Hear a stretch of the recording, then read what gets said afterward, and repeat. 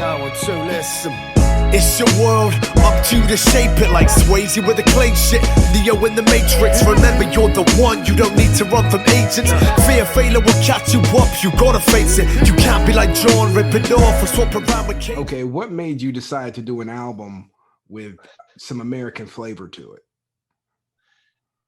Just being brought up on the sound, like brought up listening to American hip hop. Like, I mean, Tupac was what got me into it. Changes, I saw it on the box. Remember the music station or music channel? Yeah. And then yeah, just listening to Tupac, Nas, and it come like 50, Eminem, Talib Kweli, Mos Def, Immortal Technique. So yeah, I've always been into the American sound. So it was like, yeah, I just love the sound. And do you know what? It wasn't like a purpose built kind of project at the start. I just collaborated with a few, and I thought, oh, I'm going to make this into a project, into a thing, and that's what I done. So we just kind of like bundled together over the space of a couple of years. I think I had a track with Reef. A couple. What was the other one? I got the RJ Payne feature. I got about 3 years ago, and he's popping off now. RJ, you listen to RJ Payne? Yeah, he's so sick with it. And then I just was like, yeah. And then I obviously want to do obviously Guilty Simpson. I love Guilty Simpson. Is a album with Apollo Brown, Dice Game. Oh mate, it's different, man. So yeah, and then it just happened. It just, before I knew it, I had like 6 or 7 tracks, and then I just added a couple more. I was like, oh, I'm gonna do this as a project, seeing as this just me, an American artist.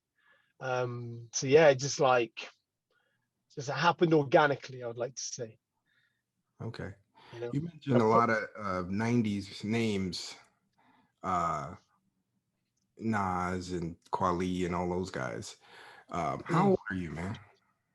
How old am I? Yeah. 31. Okay. That's still pretty young to be. Yeah. Like you were a kid when that stuff was popping off. Yeah, kid. Yeah, I was. But yeah, just like Nas, early Nas. Oh, mate, you can't beat it. You can't beat it. No, it's still dope though. Don't. I mean, he just still dope.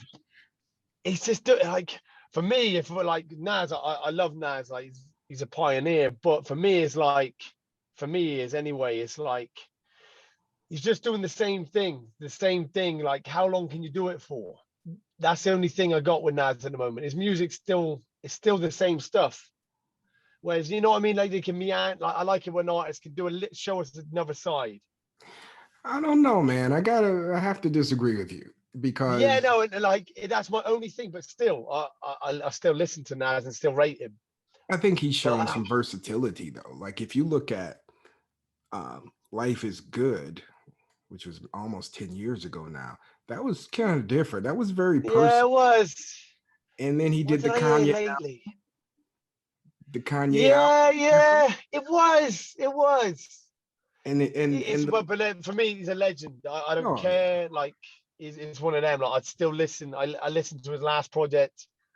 I'll still go to it. Yeah. I'm trying to think of artists who've like shown us a little bit different. I mean, Eminem's done a little bit different, but then I'm not really. It's amazing. Yeah, actually, I think. But then you got to do what you do, bro. Innit? Do you know what I mean? It's hard because there are people who don't want artists to change. Exactly. So if you look at like, I think Outkast is the only group that got away with changing all the time. Because when other people change, like Common, for example, he did something different 15 years ago. People flipped out. He's doing like Electric Circus album. People hated it. Yeah. And you look at him now, he's like this almost 50-year-old guy, and people, they call him like slam poetry or something now. Like people don't like what he's doing now. And oh, really? Oh my God. He's one of my favorite. He's probably one of, He's one of my amazing. favorites too, but I think you have to give people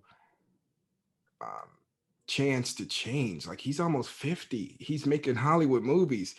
He's not going to be the same guy he was in 94. No, you can't be.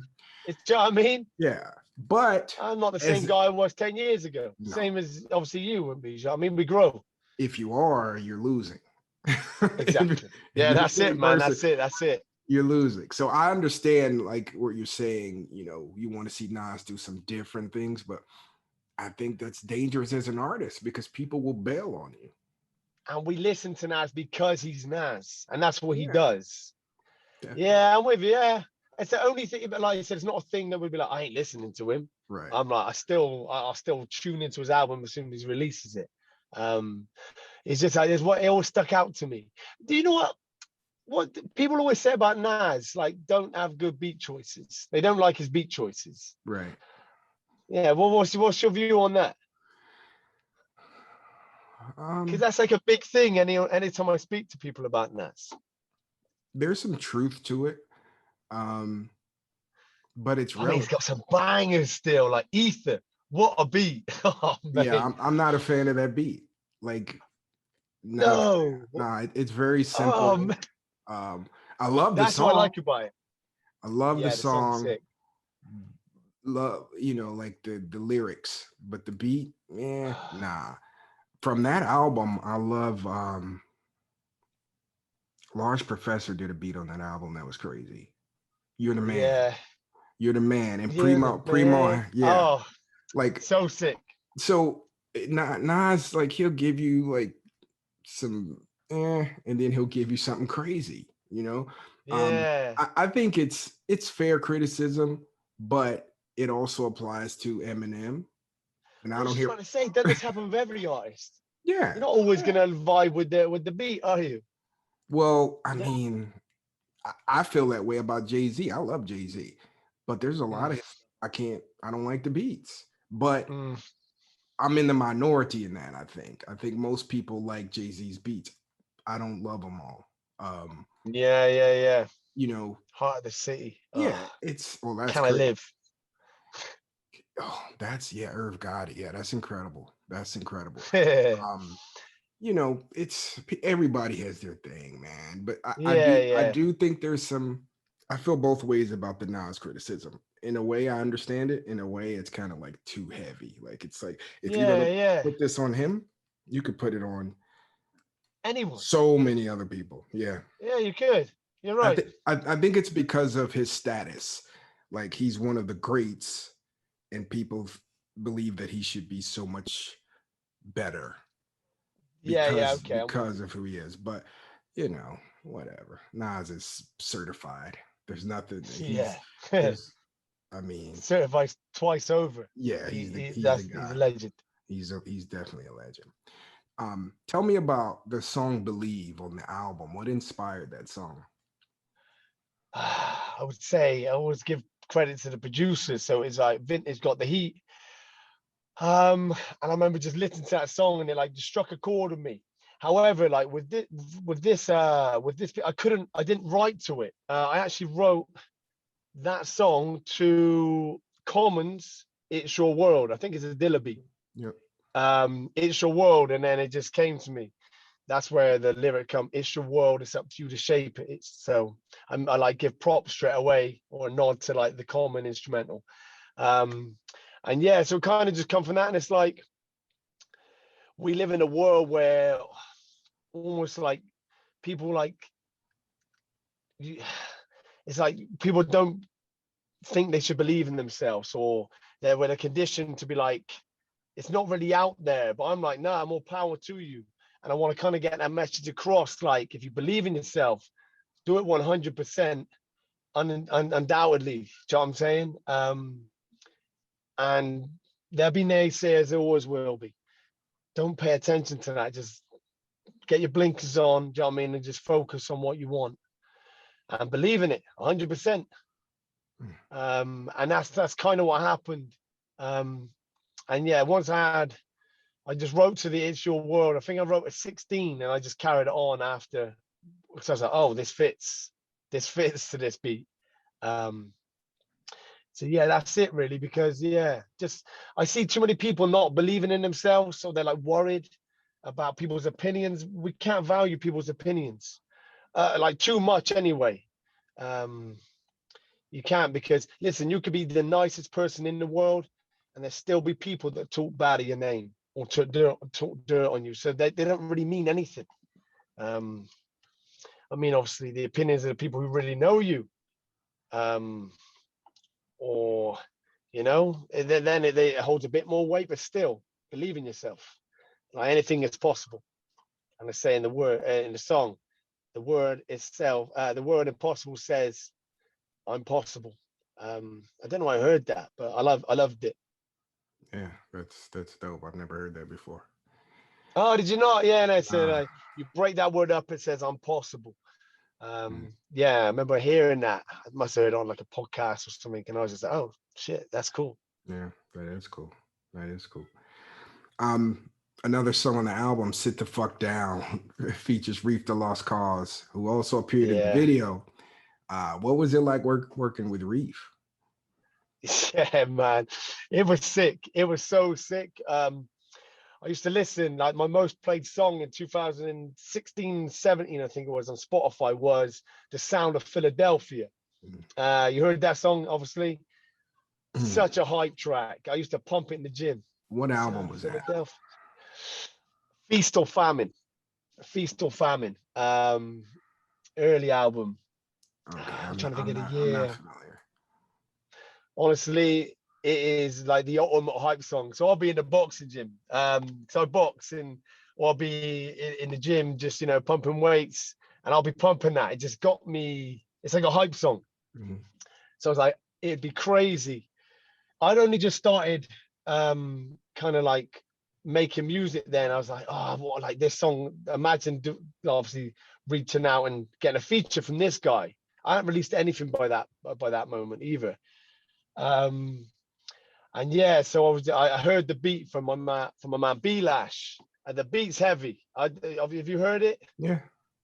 Yeah, the beat's heavy, man. And I was just like, I reached out to Reef on the off chance, because I hadn't even released music yet, and sent him it, and he didn't respond. Fuck down. Take a seat, man, listen. Man, I swear every dude's trying to be tough. Ain't nobody acting weak till they fast asleep like a tramp in the street. It's like everyone's a bad man, donning a snapback, pushing a couple grams after Adidas man bags. The kind of pricks who use boss as a hashtag and be acting like a bitch. I wanna chuck in my tampax. Most claim to fight, but what they do is just sandbags. Bigger letdowns than when Clooney was Batman. And trust me, man, that's bad. Keep running your trap, be lost like having no sat-nav. On your body in black bags, and I'm not a gangster kid, but you carry on chatting shit. I might have to fix, bring it to action. Put your ass away like Sony to Jackson. And that's the fact, son. I ain't fucking around. I put the tongue for your mouth and leave you slumped on the ground. Look like you're carrying carpets, strutting around the town. Do yourself a favor, man. Sit the fuck down. Shit like a snitch who just keeps running their mouth. Pull yourself a seat, son. Sit the fuck down. And I repeat my emails, and yeah, like it responded, yo, this is dope, I'll jump on it. And I was like, yo, that was sick. That was so good to hear, because I said I hadn't released anything by that moment anyway. And yeah, so yeah, he sent me his verse, and oh wow, I was like, yes, like I'm down for this. And working with him was just a gentleman, an absolute gentleman. And yeah, so I went out to Philly, and he gave up his time, to shoot in Philadelphia, like a Rocky style, kind of like we shot outside the gym, in a boxing gym, like Mickey's gym. In the meat, we got a little meat house. We filmed in there, man. Yeah, it was dope, man. It was a highlight of my career so far. Highlight of the career so far, definitely. Okay. Why did you choose? But yeah, like just go ahead. No, I was just saying. So it was just like yeah, it was just like I wanted a hype song with him, and then maybe I made it manifest by thinking about it, and then it happened, and then yeah, it was so dope to go out to Philadelphia, because I've always wanted to go there. Also, I'm a massive Rocky fan, like huge. So yeah, to film a video there with an artist that I listen to, yeah, it's special. It's special. It's something I'll remember, definitely. What's the best Rocky movie? Ah, you've chucked that out there. Okay, I'm gonna say probably number one, but for like, because it's the original, right? Right. Yeah, but then for like entertainment value, I'm thinking maybe three, Mm-hmm. because you got the two fights. You got the Hulk Hogan fight, Thunderlips. Sorry. Yeah, man. What's your favorite? I feel just like you. I think the best movie is the first one. The most Yeah. entertaining one is three because Mr. T was just outstanding. So sick. Um, and I think four was entertaining as well. But the first one is the Apollo, best man. one. Yeah. My favorite scene is out of four, like the Lamborghini when he's driving. No Easy Way Out by Robert Tepper. Yeah. So I've actually got a music video kind of loosely based on that. Okay. Like me driving my car. If you got time to check it out, it's called Nothing to Prove. It's by a producer called Fro, and it's off of his album. But like replicate that because I've got like if you remember, he had like flashbacks of like Apollo dying and him in his early career. So we replicated that. I'm driving a Mercedes, like just a sleek car. It's actually my friend's car. It's not mine. Yeah, so I'm doing flashbacks of my amateur like boxing. And it's cool, man. It's cool. I really dig it. And the videographer Archie Dimmock, he killed it. Like, yeah, it's amazing. You put together. Okay. Why did you choose the name in The Inglorious Poet? Inglorious Poet. The name actually came to me in a dream. It's like, yeah. So that's when I knew it was like, okay, because I was thinking of names and like you're brainstorming. Like it's really hard to like name, like to call yourself something. You're like, it's like it has to come. And in a dream, it was like, yeah. So this is staying. I woke up, honestly. I woke up and I just wrote it down straight away. Because listen, if that came through to me in a dream, then that's gonna stick. But that's where the name comes from. And maybe it's in my subconscious somewhere because I love the film Inglorious Bastards. I'm a big fan of obviously Tarantino, and that's probably one of my favorite films. Top five. So yeah, maybe that's why I would come to be. But yeah, that's how it happened. Okay. What's your favorite Tarantino movie? See, I just so Pulp. It's hard. Pulp Fiction or maybe but Django is so good. I like Django. I've watched it so many times and it doesn't get any less enjoying. I don't get any less like entertaining. Sorry. But so it's Inglorious Bastards, Pulp Fiction, and Django. What about yourself? What are you picking? Oh man, that's tough. Pulp Fiction is number one. Sick as well. Yeah, I like Jackie Brown. Pulp Fiction's number one. I like Reservoir Dogs. Yeah, that's an original, isn't it? I mean, that's Tarantino. Oh man, there's so many. It's easier for me to tell you which ones I don't like. You know what I mean? I like all his movies. Yeah, it is. I didn't like Kill Bill, and I didn't like the last one he did with Brad Pitt. The Hateful Eight. No. Once Upon a Time in Hollywood. Yeah, hated it. Yeah, it is all right. It's all right. It's not prime Tarantino, is it? It's all right. Not good. No, I like the Hateful Eight. That was really good. Hateful Eight was yeah, I love that movie. The Samuel Jackson scene when he chats about having his balls in his mouth. Oh God. That was brutal. That killed me, honestly. Yeah, Tarantino takes it to some weird places sometimes, but yeah, that entire movie. Those guys trapped in that barn or whatever it was. So good. Kurt Russell delivered. Kurt Russell was so good in that film. So good. So good. But yeah, Pulp Fiction is. I've got a video releasing. It's meant to be Tony Talapanco, or Talapanco, a guy who done all the videos in America for me, in Philly, New Jersey, and Virginia. We've just been back and forth, just getting the final touches. We've got a video from my album called Be Cool, with Nathaniel Starr, again produced by Vintage Got the Heat.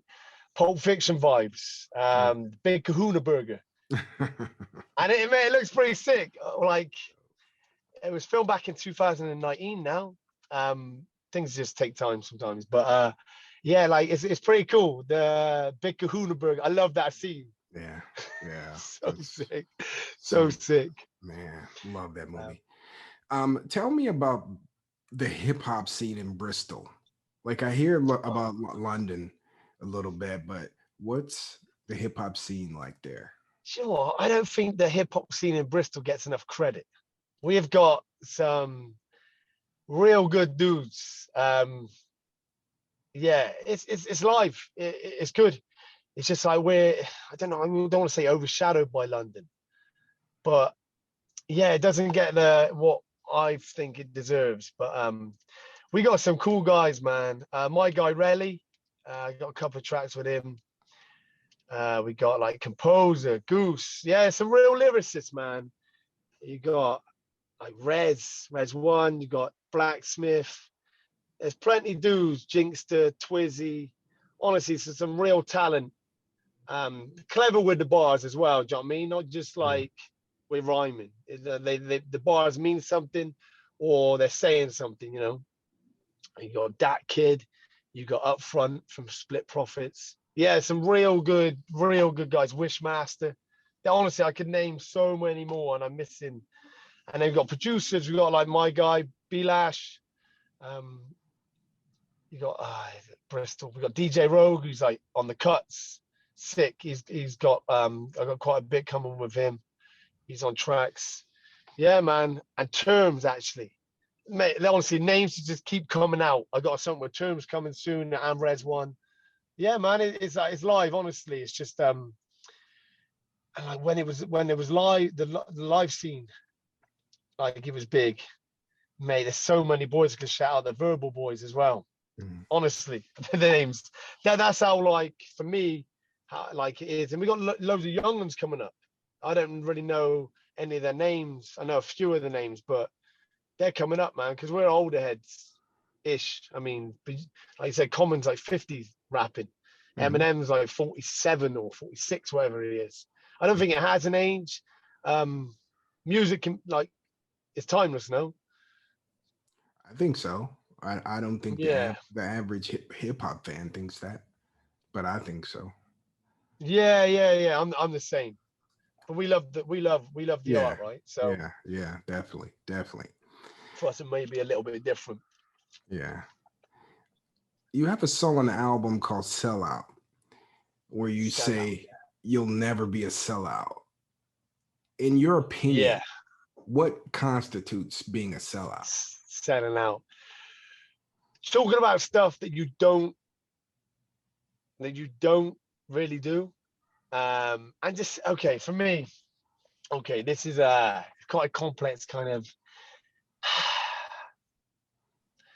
just selling out. Like, okay, so we know what sells. Like, conscious music doesn't really sell like flashy music, like having fancy stuff, the cars, the whips, the money, the drugs, that sells more than conscious music.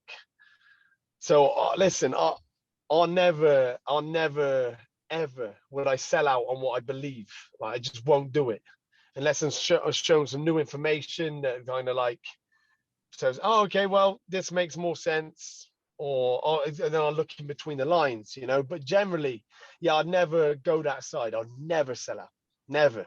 And I'm pretty passionate about it, you know. I feel like a lot of people try and be something they're not because they know it's going to sell. I can't do it, you know. When like, listen, you can't knock people's hustle, but like even when like fighters, they just give it, and I'm just like, like, yeah, it sells, and yeah, it might make you millions, but it ain't all about the money. It ain't about money. Life for me ain't about money. So I'd never sell out on what I believe. But if people believe it's all about the money, they're not selling out. But maybe, yeah, it's just like, you know, I think there's more important things in life than money and flash things. And, you know, you can only be flash for so long, and you're only like relevant for so long if you flash, like, or you're like considered cool, you know. You got a date then, but if you're conscious with it, and you're that shit's forever, in my opinion, you know, and it holds more weight. It's timeless. It's always. Does that make sense? Yeah, it's 100% true. I'm glad you're with it. Yeah. It's the reason why people adore Tupac. It's the reason why Marvin Gaye and Stevie Wonder and, you know, those people, John Lennon. It's they live forever because of the things they spoke about. So yeah, I agree 100%. It's tough. It's tough if you're in the business of being an artist, that's a tough call to make, sacrificing money for what you believe in, because everybody's trying to make a living. But yeah, I'm that dude. I would never. If someone offers me £1 million, say, look, you got to do this. I'm like, I ain't got a lot of money. I'm not. Flush, I'm all right. I wouldn't, even if someone was 10 million, you have to chat about this. No, I'm not chatting about it. I don't believe in it. I just feel like I got too much integrity to ever do that.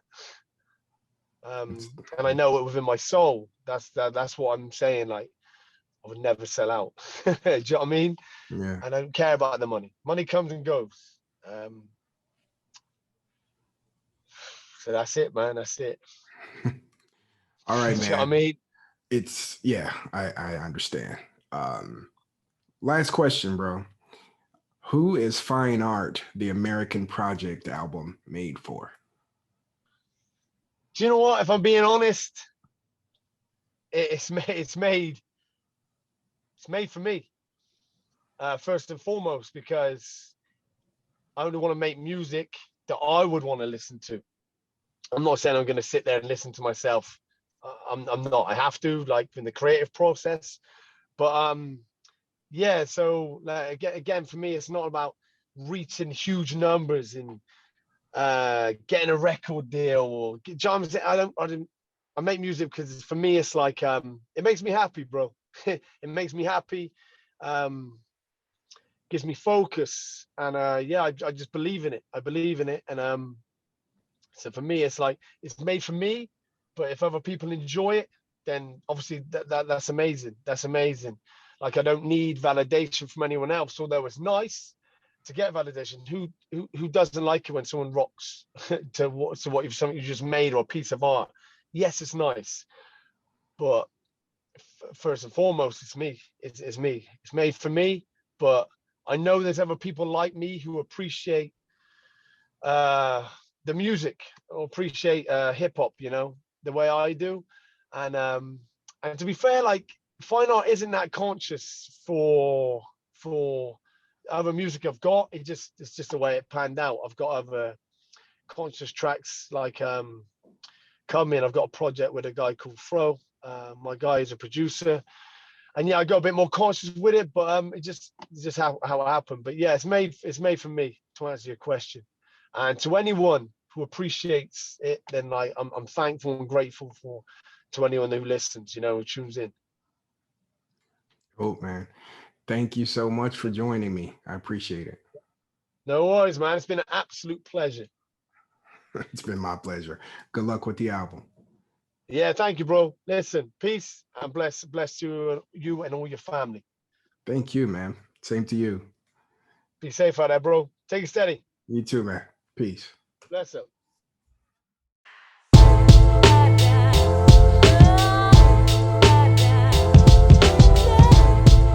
It's very sad because all these people who basically don't give a fuck about the artist, label.